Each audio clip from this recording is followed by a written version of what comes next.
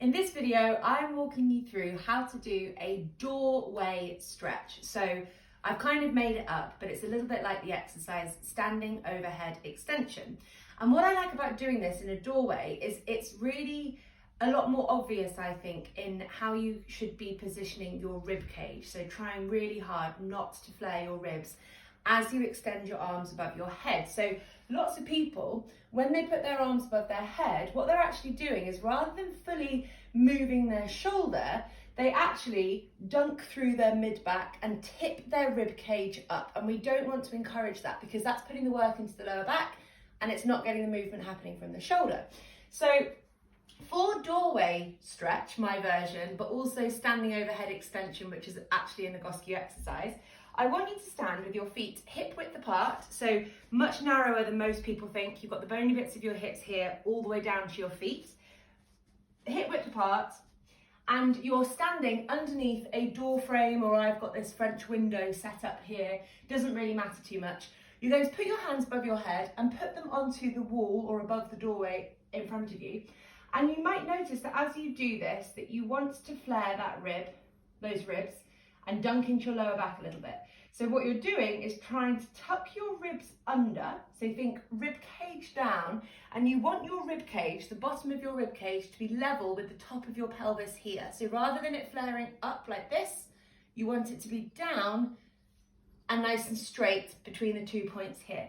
So arms above head, pulling the shoulders back and down away from your ears. So trying to get your shoulders as far away from your ears as possible, rib cage down, and then you still want to kick your bottom out behind you. So you can see there that there's a little bit of movement through my pelvis, so that I'm just sort of curling my pelvis back behind me so that my bum is behind me, not under me. So you might notice again that as you bring your rib cage down, that your pelvis sort of tucks under into a posterior pelvic tilt. We don't want that. We want your pelvis to be like this, but at the same time, we don't want you flaring your ribs. So controlling those two things is quite difficult.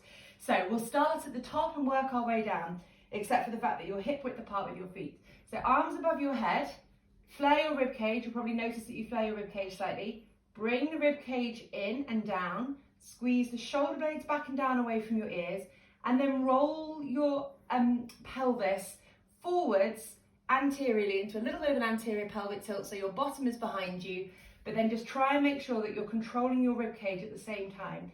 And literally stand here for a minute or 2 minutes, trying to keep the shoulders really active. You're like pulling them back and down behind you, and you can push your hands into the wall. A little bit of pressure there, because that's going to help send this kind of chain reaction off down the muscles through your arms. So I'm just going to hold it for 15 seconds and then the video will stop.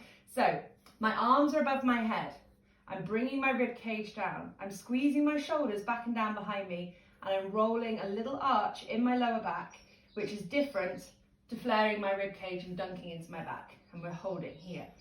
So 15, pushing into the wall with your hands, 13, 12, 11, squeezing away from your ears with your shoulder blades, 10, 9, 8, 7, 6, 5, 4, 3, 2, 1.